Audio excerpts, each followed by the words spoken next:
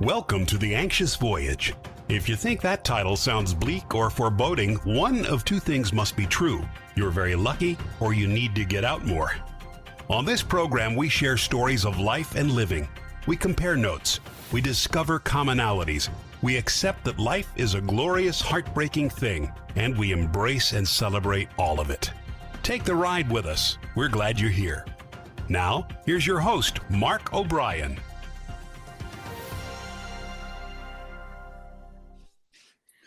Welcome indeed, and as always, to The Anxious Voyage. We're so glad that you're joining us today.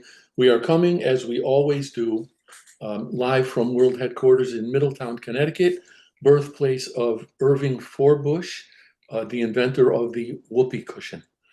I am beyond delighted to introduce my guests today. They are Mariah and Byron Edgington. I've had the good fortune to make their acquaintance through certainly through LinkedIn and through the Biz Catalyst 360 community, and have engaged in some conversation with them. But I'm looking very much forward to engaging with them at length and in more depth today. So welcome, Mariah and Byron. There they are. Oh, here we are. Yeah. Okay, so there's a great start because right from the outset, you're both smiling. Yeah, well, we try to do that. We try to present that to the public, our public. Your public, that's right. You do have a public to think about. Of course. Yeah. If you don't object, I would love to have you share with our listeners the way the two of you met, because I just think that's such an amazing story. So please, if you will. Thank you so much for having us, Mark, and hello, everyone. Yeah. This fine gentleman used to fly into a small rural hospital that I worked at, and I was in intensive care and the ER, and he was a pilot, helicopter pilot for an air medical operation.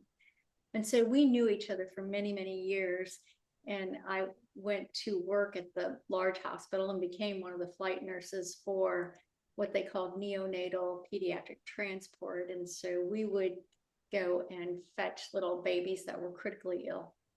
And so that's how we met. Mhm. Known each other for many, many years, and actually been married for 290 months now. That's right. So That's right. But who's counting? Who's counting? Yeah. Yes, because we celebrate every month. But yeah, one thing led to another, and we just decided, we just, partly because of our shared professional interests and proclivities, and partly because we just really liked each other. So here we are. Yeah, that's always a factor, isn't it? There's always a factor. Yeah. Or at the very least, it should be. Yeah, that's true. That's true. So, Mariah, given the fact that you said you'd known each other for some years, who proposed to whom and why did it take so long? oh, my romantic partner here. I did, yeah. He's a hopeless romantic. Yes, and it might interest you to know as well that many years ago, a friend of mine in Iowa City was a writer, and he was a writing teacher. And imagine that in Iowa City, Iowa. But he said, and he also yearned to be a pilot. So he said the reason he and I came together was because he was a writer who wanted to be a pilot, and I'm a pilot who wanted to be a writer. And so that's how we kind of got together. In any case, I wrote her a letter. And since I'm a writer and that was my medium, I wrote her a letter and she responded accordingly. And here we are. So. Wow. So there are a million reasons for which I'm positive you're a better man than I am, Byron. But when I made first contact with Anne, and we were introduced to each other by a woman that I had known since, I'm going to say 2000, I just called her and I said, "Is this the party to whom I'm speaking?" and the friend who introduced us was Judy, and Anne said, "Judy said you were going to say something like that to me." I wonder if it occurred to both of you that both of you were in professions that saved lives. Did that come up in your conversations? I don't think we really thought of it because we were in the thick of it. We just knew that's what we did. We both worked in emergency medicine and critical care, and we knew people's lives were in our hands. At the time when you're in it, you don't really think in that way necessarily. You just do what you're trained to do and you act. So it wasn't until after we were out of our professions that we realized that all those years we really had a mandate to elevate people, whether we took that on or not. And through the writing, and there's a funny story about the writing, because we've written to each other for years. We have something we call Journal Across the Sheets, or JATs, and we'd write it, push it across the bed and write back to each other. And through this, I started learning how to be a writer, even though I didn't know it, Mark. This man was teaching me. She was sleeping with her editor. No. I'm just not going there. I'm not going to touch that one. And so we wrote to each other all the time. And then after we left our elevating careers, we realized, I guess I do write okay. He'd been telling me that for years, and that's how the collaboration happened. Yeah. I was just sent a note, and I don't know if you have any control over your volume, but I was just asked if you could turn your audio volume up. I can hear you perfectly, but apparently they're having a little trouble with that in the studio. Okay, and I'm sure that somebody will let me know if that isn't adequate.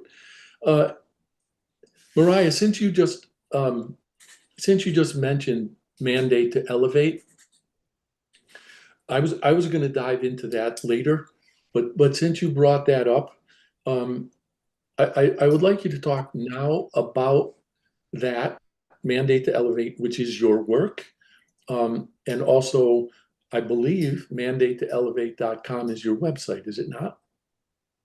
Is mandate2elevate.com. And how's that? I hope that volume is better. Yes, with the admonition in mind that people had told us that clear is better than clever, and I believe that. Yeah. You don't want people to have about what they're seeing. You want to just put it out there. But it did occur to us, because we had invested, let's say, so many years in what we were doing and lifting people up, me as a pilot, that was my job description, and Mariah as a nurse, and was kind of hers too. So from that, we decided, well, because we liked it so much, and quite frankly, we were so damn good at it, we just decided to continue doing that. And we kind of codified that in that title of our endeavor, Mandate to Elevate. So, and we'll talk. Yeah, go ahead. Well, I think you were probably about to beat me to my own punch. I was going to ask you to talk about that work some more, please. Okay, yeah, I'm happy to.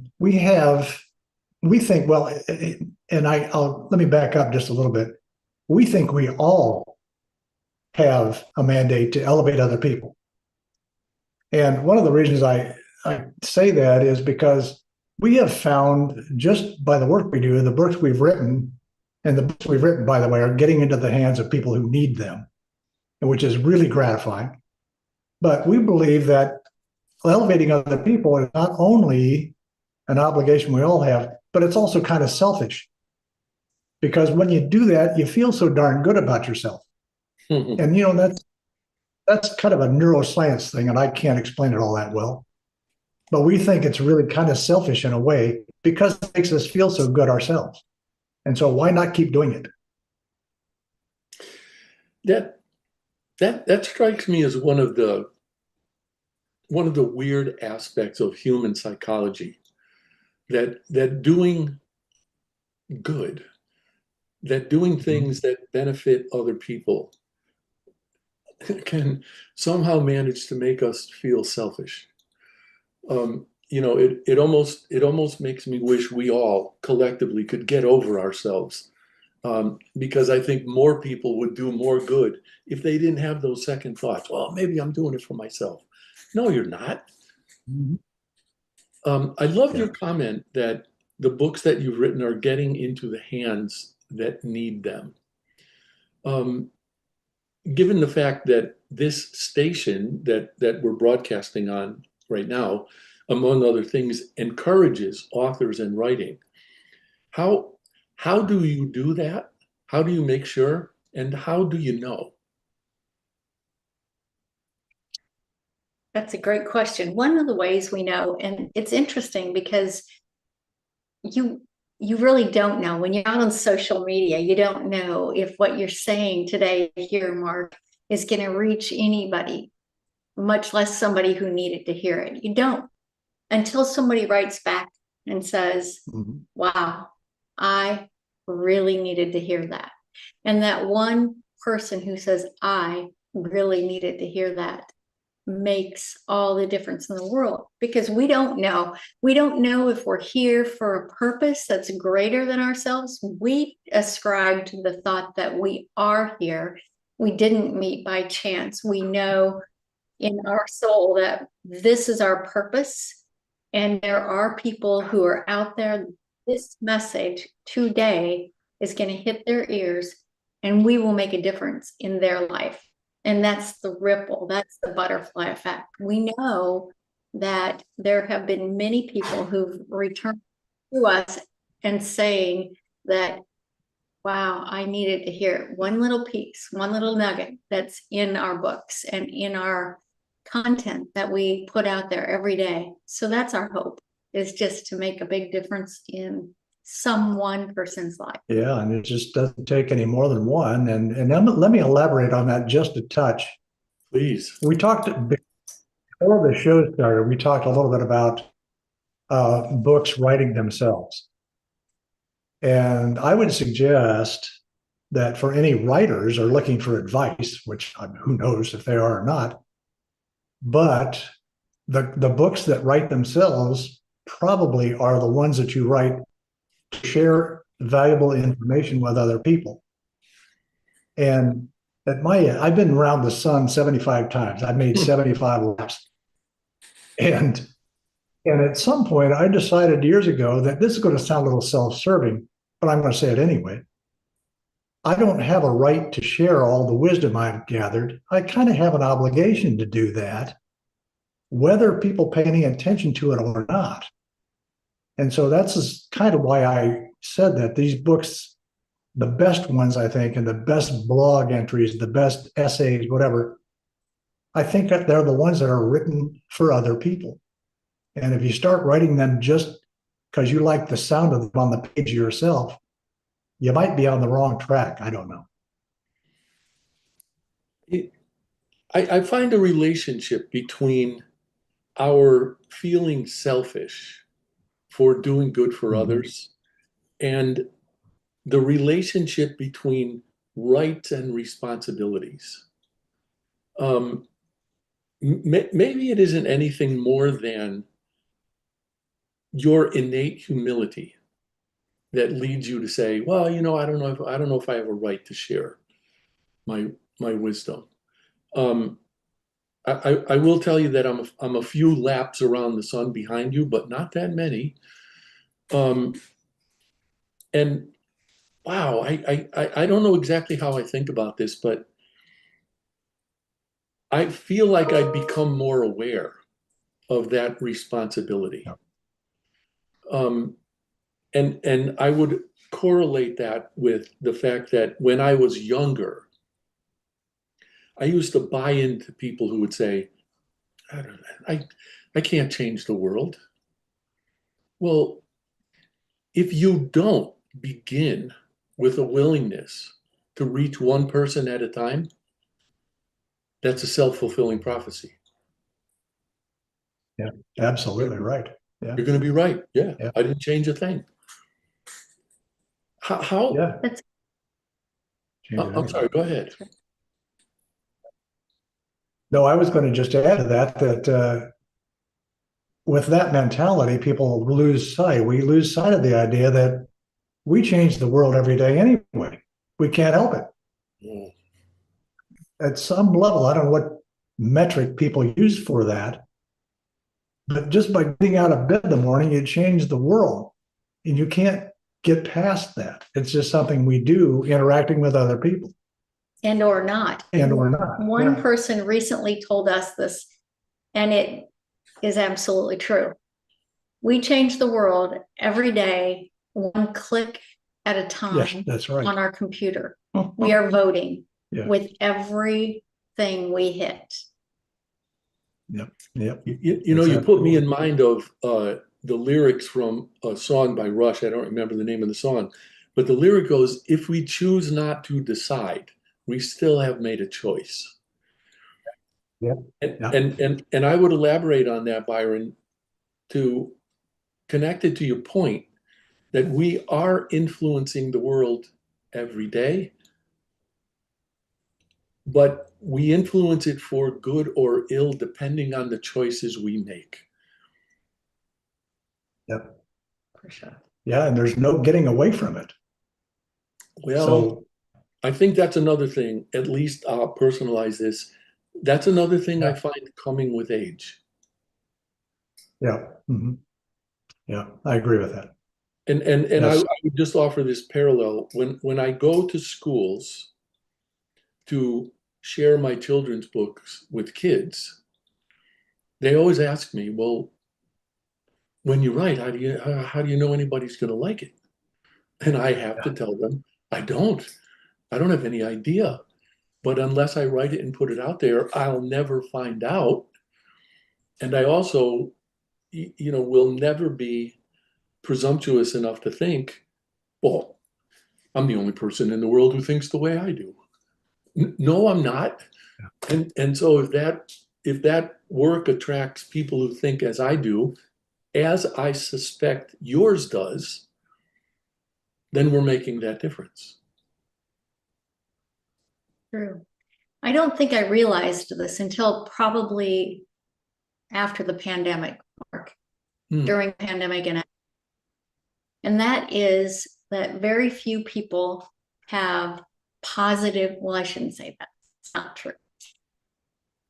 Few people may not have positive role models in their life. So you going into a school and putting yourself out there in that setting has made you a positive role model. Yeah. And you might not have considered that until somebody brought it to your attention just now and said, you have made a decision by writing those books, and then those children you interact with now may for the first time see someone in real life that's a positive role model for them. Yeah. We don't know that. We don't know that they have anyone at their home, any grandparent, any person who actually showed up with something positive like that in their life. What an impact you have just made. Yeah. Well, thank you. I appreciate that. And I'll also say that I learned from the very first one that writing a book, and maybe it's especially true for books for children, I don't know, but it's like having a child. Because once you create that thing and put it out in the world, I believed I had a responsibility to that. And to, I don't know, be with that and to be with it in the world.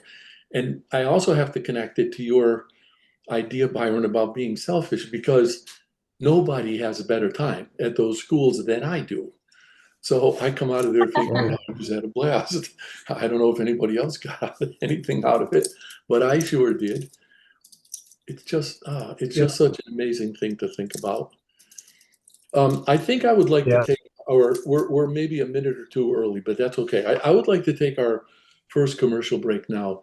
And then when I come back, I would like to talk a little bit about the work that each of you did, maybe in your lives before you came together.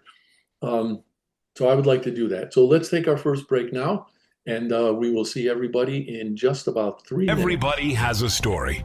Everyone's story deserves to be told, and the only bad stories are the ones we don't share. That's why Mark O'Brien created The Anxious Voyage. It's Mark's conviction that every story deserves to be shared, and his purpose is to give people in all walks of life from any circumstances a chance to tell their stories. The Anxious Voyage is now on syndicated Dream Vision 7 radio network every Monday at 1 a.m. and 1 p.m. Eastern Time, with live broadcast every first and third Monday at 1 p.m. Eastern. Please tune in, please join Mark, and please share your stories.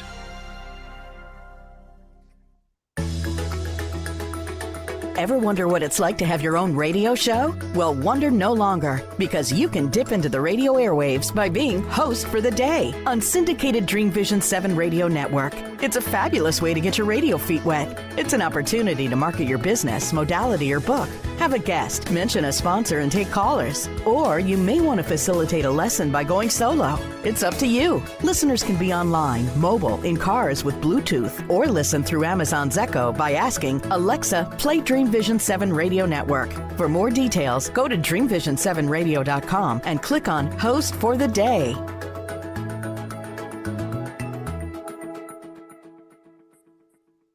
You can't establish your brand's authority without a voice. That's why, since 2004, O'Brien Communications Group, OCG, has been helping companies establish their authority, find their brands, distinct voices, and position their brands effectively and persuasively. So effectively that 9 of OCG's clients have been acquired by other companies. OCG's business model emphasizes efficiency and results, not hourly billing, markups, and media commissions. That ensures OCG's advice is unbiased and its clients aren't at financial risk. If you're ready to find your voice and use it to tell your story, OCG is ready to help.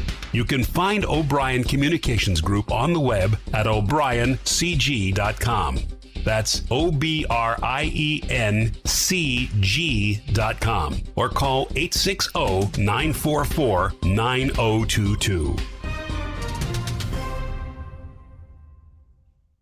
Calling all authors. Have you been considering an audiobook? Well, look no further. Come take advantage of Dream Vision 7 Radio Network's unique in-house audiobook production, which includes benefits and bonuses from our radio station. Let our knowledgeable staff guide you to create the audiobook you've always dreamed of without breaking the bank. Check out our full one-stop service from A to Z, including the ACX process. Schedule a free consultation by calling 508-226-1723. That's 508-226-1723. Or go to dreamvision7radio.com.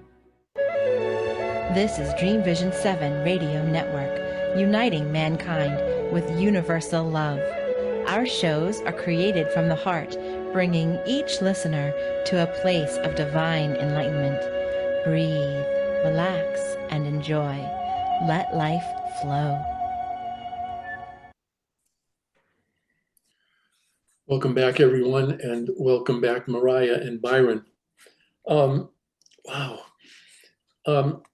During the break, Byron, and I'm going to start with you, I happened to pick up this book, A Vietnam Anthem, which you wrote and which I've read. And during the break, I was reading the notes on the back. And I have to say that I lost track of the fact that I remembered that you served in Vietnam as a helicopter pilot from 1970 to 1971. But I had lost track of the fact that you didn't go back to school until 2005 to earn a degree. That is just remarkable. What was that experience like? Yes, I'm gonna brag on my sweet spouse here for just a moment. We were at a function in Columbus because I went to Ohio State. I was halfway through Ohio State when I got drafted into the Army. And they had an all-expense paid trip to Southeast Asia for a year as a helicopter pilot. And of course, I jumped at the chance. Yeah, right. Anyway, we were at a function in 2005 or so in Columbus, and the Ohio State University marching band was there. And at some point in the proceedings, the MC of the show said, "Okay, every one of you OSU alums, please stand up." And I couldn't do it. And on the way home, I said, I think I might consider going back to school. But when I get done, I'm going to be 63 years old when I finish. And she said, instantly, she said, You're going to be 63 anyway. so It was 2 years later yeah, it than was a that, few years though. later. In any case, I did. I went back to Ohio State at age 60 or 61, roughly. Just had the time of my life. I ended up on the dean's list. And the first time I ended up on the dean's list, I got the email and I said, Dean who? And long story short, I ended up getting my bachelor's degree in English and creative writing at age 63. And it was a wonderful experience. I recommend it to anybody. But anyway, let's back up the track a little bit, back to Vietnam. Yes, I got back in 1968 when guys my age and my status were getting scooped up by the U.S. military right and left. And I got pulled out of college and sent to, and I had an opportunity right away. They said, would you like to fly helicopters? And I said, what kind of a dumb question is that? Of course I would. And so, I had always heard, never volunteer for anything, but I did. And so the next thing I knew, I was at Fort Walters, Texas, learning to fly a helicopter. And we all knew where we were going. We weren't just going to go to Germany and fly around the countryside. We knew exactly where we were heading. And so a year later, I was shipped off to Vietnam for a year. And, what was interesting that the missions on it, because I flew 1,250 hours of combat time over there in a year. And this is one thing that Mariah tells me all the time. I had some kind of a charmed existence over there. And I guess I'm finally going to have to fess up to that, because I flew all the same missions everybody else did in the same locations, the same time of day, the same aircraft. And I never one time took a hit in my aircraft. I took fire many, many times, but never got hit.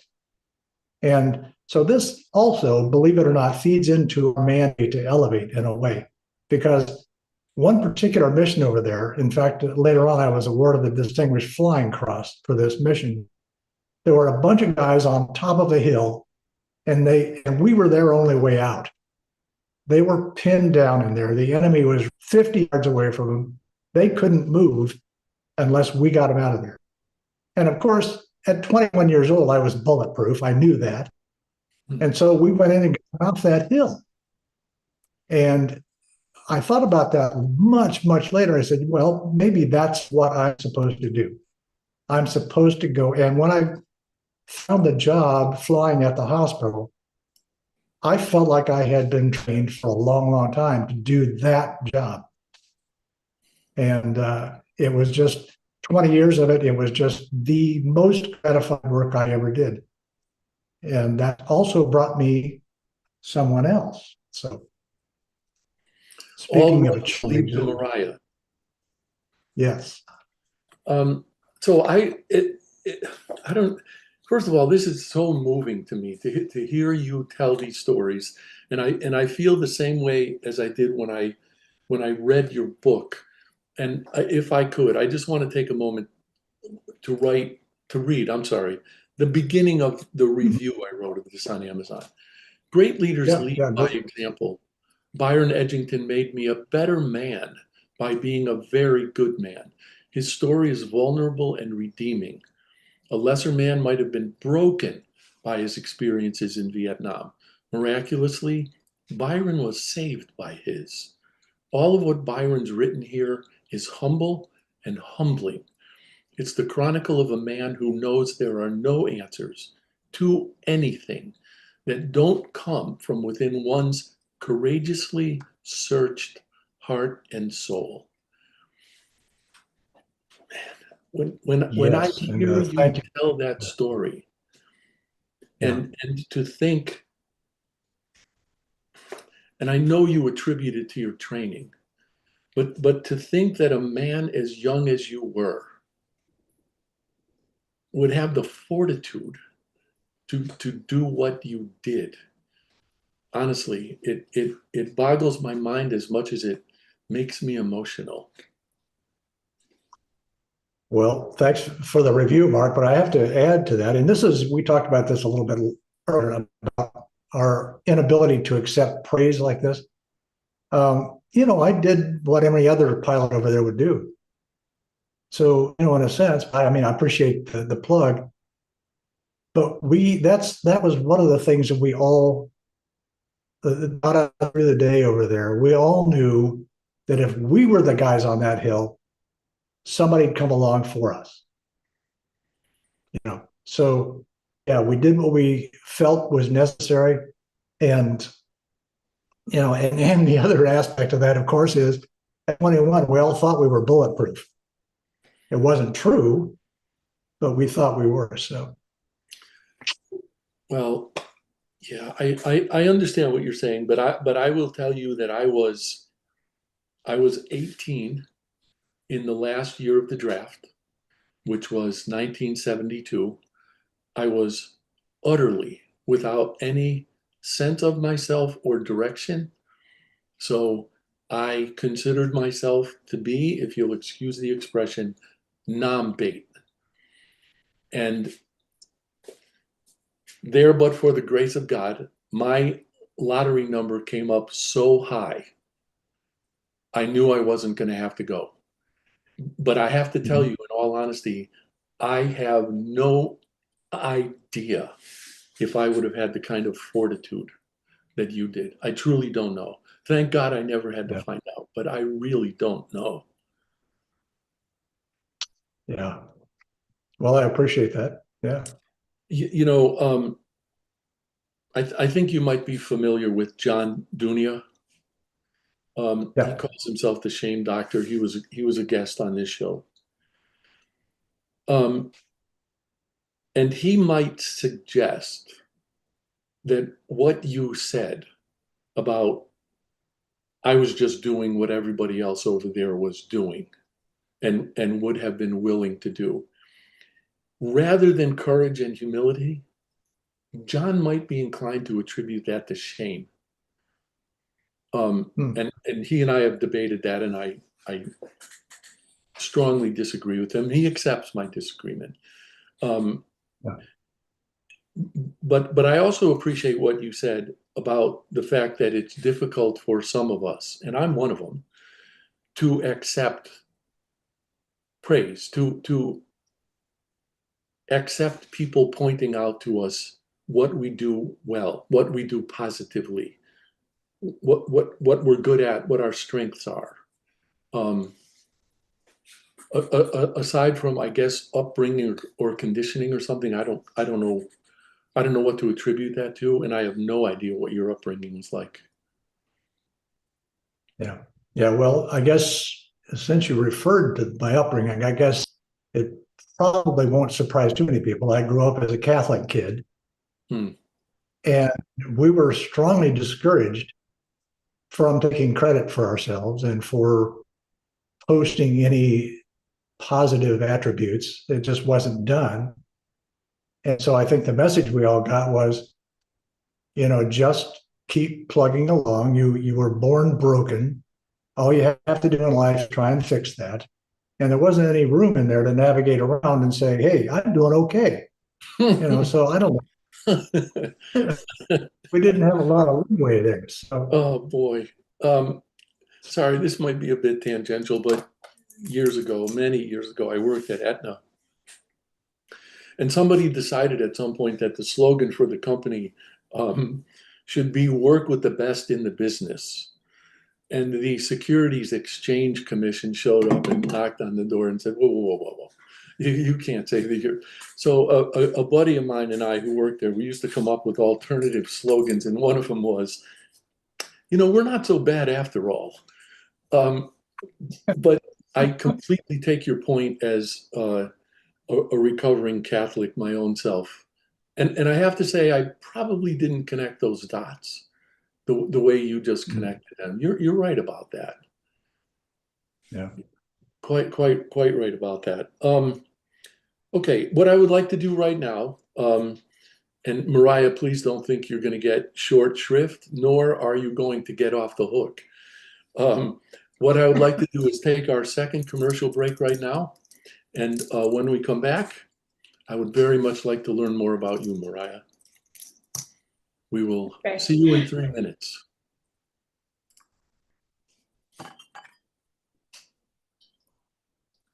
Are you ready for the quantum age? Humanity's next step in evolution? Dream Vision 7 Radio Network invites you to the extraordinary platform of evolutionary voices for the quantum age. Let's explore. Learn more about this upcoming age where we bridge science with spirituality, Where potentiality meets reality. where we take compassion into action.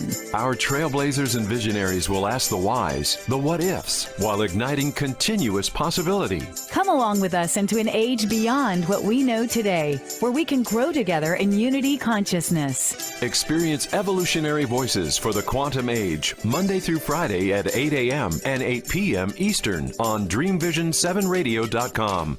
You can't establish your brand's authority without a voice. That's why, since 2004, O'Brien Communications Group, OCG, has been helping companies establish their authority, find their brand's distinct voices, and position their brands effectively and persuasively. So effectively that 9 of OCG's clients have been acquired by other companies. OCG's business model emphasizes efficiency and results, not hourly billing, markups, and media commissions. That ensures OCG's advice is unbiased and its clients aren't at financial risk. If you're ready to find your voice and use it to tell your story, OCG is ready to help. You can find O'Brien Communications Group on the web at o'briencg.com. That's OBRIENCG.com, or call 860-944-9022. Calling all authors. Have you been considering an audiobook? Well, look no further. Come take advantage of Dream Vision 7 Radio Network's unique in-house audiobook production, which includes benefits and bonuses from our radio station. Let our knowledgeable staff guide you to create the audiobook you've always dreamed of without breaking the bank. Check out our full one-stop service from A to Z, including the ACX process. Schedule a free consultation by calling 508-226-1723. That's 508-226-1723. Or go to dreamvision7radio.com. Everybody has a story. Everyone's story deserves to be told, and the only bad stories are the ones we don't share. That's why Mark O'Brien created The Anxious Voyage. It's Mark's conviction that every story deserves to be shared, and his purpose is to give people in all walks of life from any circumstances a chance to tell their stories. The Anxious Voyage is now on syndicated Dream Vision 7 Radio Network every Monday at 1 a.m. and 1 p.m. Eastern Time, with live broadcast every first and third Monday at 1 p.m. Eastern. Please tune in, please join Mark, and please share your stories. This is Dream Vision 7 Radio Network, uniting mankind with universal love. Our shows are created from the heart, bringing each listener to a place of divine enlightenment. Breathe, relax, and enjoy. Let life flow. Welcome back, everyone. Thank you for staying with us, and welcome back, Mariah and Byron. Mariah, you may not be aware, although you could learn in my book here, Selfish Plug. I spent my first 2 years out of high school working in a hospital. I was a so-called house orderly. One of my responsibilities, believe it or not, was the morgue. And one of the things that I learned from doing that work for 2 years was that I was not cut out for a career in medicine. I also came to the conclusion during the break that perhaps a theme for this show might be fortitude. How did you discover, or how did you know that you had the fortitude to do the work you did for your professional career? Early on, when I was in high school, I worked in a care center. And so, as typical high schoolers go, you're looking around to figure out, what am I supposed to do in the world? And some of these people who live there, residents, ended up telling me that, honey, you should be a nurse. And so, of course, they were ancient, right? They were 1,000 years old to a high schooler. And so I said, oh, okay, I'll be a nurse. And so I was fortunate that that shone out of me way back in the early days of my life. And I followed through and fell into a profession that worked really well for me. Never any second thoughts, never questions about, whew, not sure I did the right thing. That's a great question, because there always are. When you lose a patient, when someone dies in your care, you wonder and you question it. But more often than not, I found through my emergency and critical care, and at one time after I worked in the ER, I went and got a paramedic certification because I wanted to know what happened before they got to me. Is there any way I could help people and see the other side of it? So I saw a lot of different aspects of emergency and critical care in my career. And no, I wasn't afraid of the morgue. I was much able to be comfortable with not just the patients, not just their setting, but the families and their loved ones as well. And the people I found challenging at times were other caregivers who didn't care as much as I did. And so that was kind of a challenge for me. You're going to have that in any profession, but in nursing or in medicine, it's always good to have people who are supportive and empathetic and compassionate as well. At the risk of gross generalization, I think people in the West, and perhaps particularly in the United States, I'm not sure, seem to be preoccupied with youth and seem not to be prepared or to be able to accept death as a part of life. Did you find that in your experience? Or maybe I should ask, did your experience make you more aware and accepting of that reality? It's an interesting question, because when we look at this as a young ER nurse, I had a patient come in and they were old.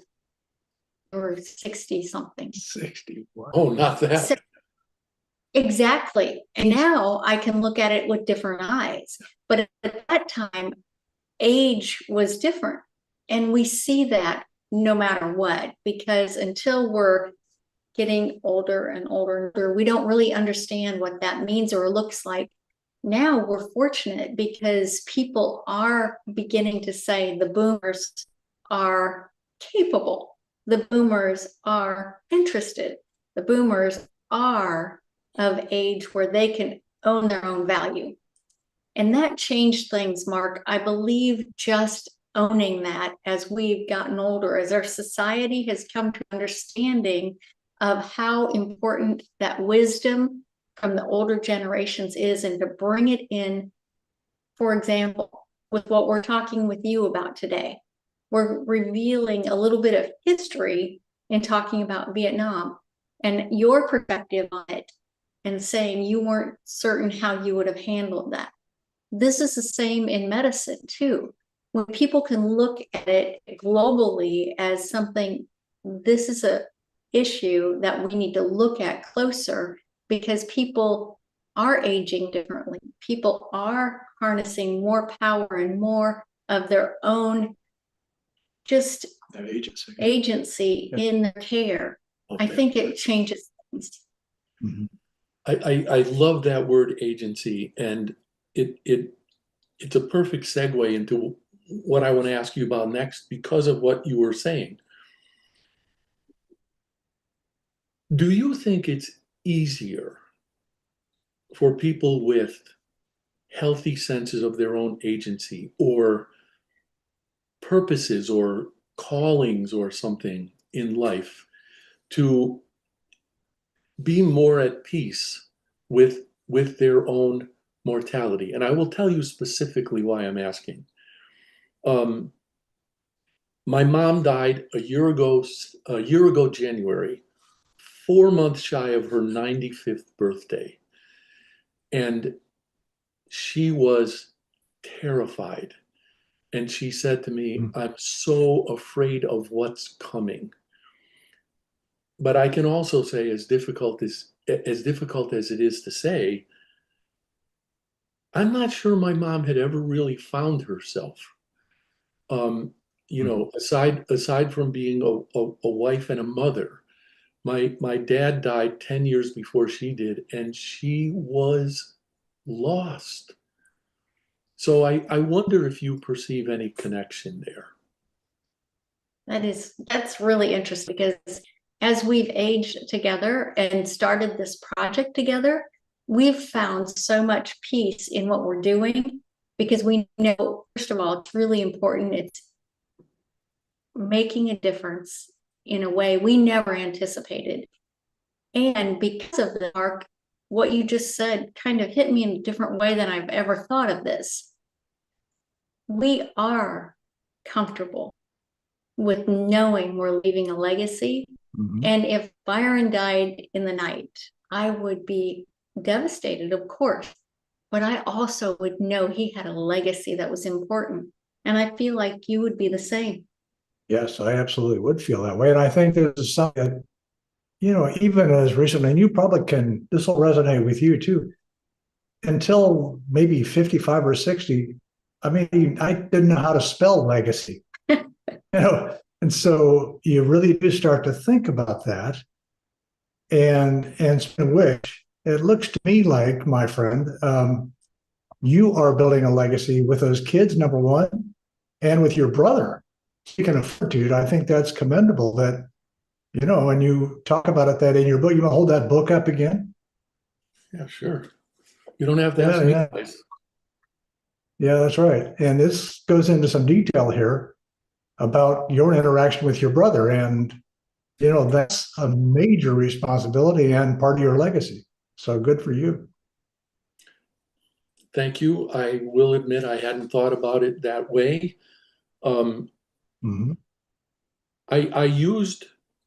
I used to think, and maybe, Byron, this is related to what we were talking about, Catholic upbringing. I firmly believe God has a plan. I used to think it was my job to figure out what it was. No, it's not. And Mariah, I'm absolutely more positive about what I'm about to say because of what you just shared. I firmly believe everything that's supposed to happen does. It's our job to be awake to the signs and the people who are put on our paths, to recognize those, and when they are put on our paths, to make the most responsible decisions we can.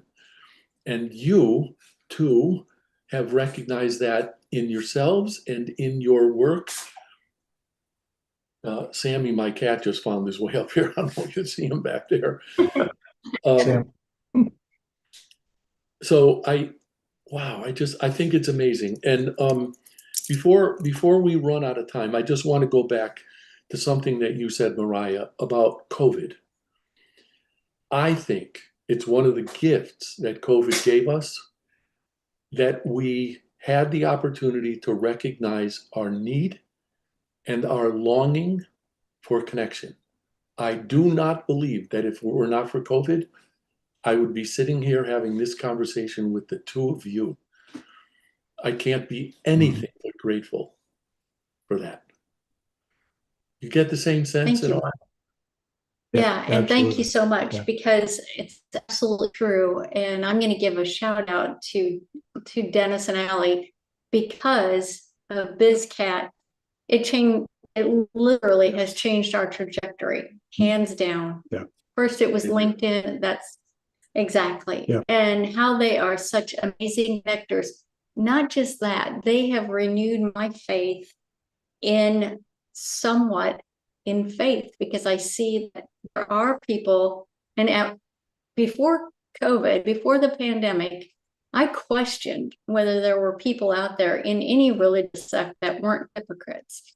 And that was wrong. Now that I look back at it, I see that there are people who actually live their faith, no matter what it is, no matter what religion it is, there are people. And so those two alone have changed our lives because we've met so many incredible people through them, and you are one of them. Yes. So thank absolutely. you. Yeah. Thank you. I feel the same way about the two of you, and I say to Dennis all the time, you don't have the vaguest idea what you've given me. Yeah, and- yeah. And he grew up a Catholic kid too. So. Yeah. Well, he's also in recovery. I do know that. And I was taken to task once by somebody on LinkedIn because I had made a comment about my LinkedIn family. And what this person said was something along the lines of, what's the matter with you? How can you consider this network of strangers to be family? And all I could say to him is, if you don't consider those folks to be family, you might not be doing it right. And you're almost certainly missing out on something beautiful and valuable. Yes, I absolutely agree with it. And I'm not sure what else you'd call it. But I don't know that, for one thing, I'm like you, I wouldn't miss that every Thursday. It just wouldn't, unless there's something I just can't do it. But it's one place you can go where you're going to be accepted and valued. And one place you're safe enough to just be as vulnerable as you choose to be. So somewhere in there's a definition of family to me. Yeah, I agree with that. And I'm going to just tell our listeners that what you're referring to is something called the Friendship Bench, which takes place every Thursday at 11:30 a.m. Eastern. And if you go on bizcatalyst360.com, you can find the Friendship Bench and you can find out how to join us there. As we're coming to the end of the program, please remind folks about your website and about the books that you've written as the product of the work you two do together. Yeah, well, thanks for that, Mark. And I guess I'd start up by saying that the website is www.mandate2elevate.com. And those who go there, first of all, thanks for doing it. But we are public speakers, first and foremost. We are authors. We have a TEDx. If anybody wants to go watch it, we encourage them to do that. And we are, in fact, life mentors and coaches, if anybody's interested in that. We have lots of resources at the website. I'm sure I've forgotten some of this. Yeah. And we're really Oh, that's it. I forgot that part. We're All right. human beings. And I also want to add that I'm aware that you, like I, happily encourage anyone who wants to write, hasn't written, think they can't write, are afraid to write, whatever. And I will share this. As the late blooming college student I was once asked to be a student, not a student teacher, a teacher's advisor or something. I don't remember what it was called. Student assistant to the freshman composition class. And that was at Trinity College in Hartford. That was always assigned to the low man on the English department totem pole. And it happened to be a wonderful man named David Langston, who had a PhD in intellectual history, which made me terrified to open my mouth around the guy. But we ended up becoming very good friends. And he said something to that class that it took me a solid 20 years or more to fully understand. He said, you can't learn to write. You can only learn to rewrite. And what he meant was, if you're not willing to just dump it out there, it's probably not going to happen. And when you dump it out there, then you can do the real work of reorganizing and editing and cohering what it is you were thinking when you dump it out there. Yeah. Yes, absolutely. And one of my favorite works is a woman named Anne Lamott. And Annie Lamott, and I'll clean it up for your audience, but she talks about the crappy first draft. Yep, that's right. Unless you got that crappy first draft done, nothing else happens. And number one, and number two, I'd say everybody, in fact, this will resonate with you. Every one of us has a story. Oh, We do. It's who we are, is our narrative. And so you don't have to be Hemingway or Tolstoy. Just put it down on paper. You don't even have to write it for anybody else. to your point, if anybody understood how hard Ernest Hemingway worked at his writing, I was fortunate enough to be able to take 2 classes on Hemingway when I was at Trinity with a guy who was a founding member and first president of the American Hemingway Society. Ernest Hemingway would write everything out in longhand. Then he would edit that in longhand. Then he would type it, and then he would edit his typescript. So yeah, you're absolutely right. I want to thank. I'm sorry. And he did all that standing up. Oh, that part I didn't know. He really was a clever. He was, yeah. I want to thank the 2 of you for your willingness to come on with me today and share all this.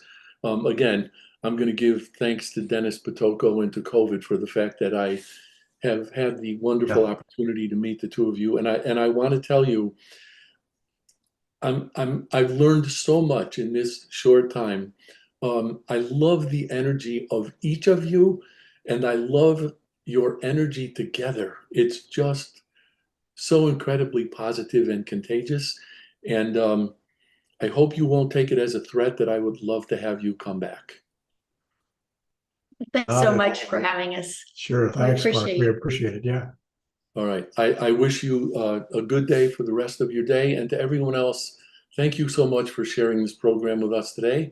And I will see you 2 weeks from today. Until then, thank you. Bye. Bye-bye. Bye-bye.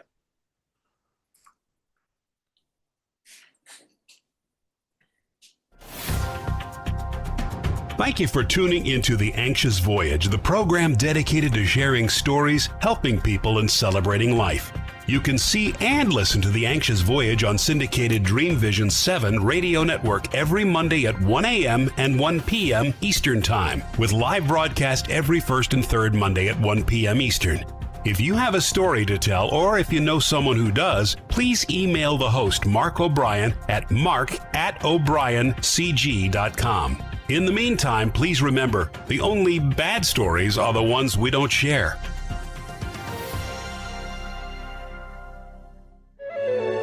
This is Dream Vision 7 Radio Network, uniting mankind with universal love. Our shows are created from the heart, bringing each listener to a place of divine enlightenment. Breathe, relax, and enjoy. Let life flow.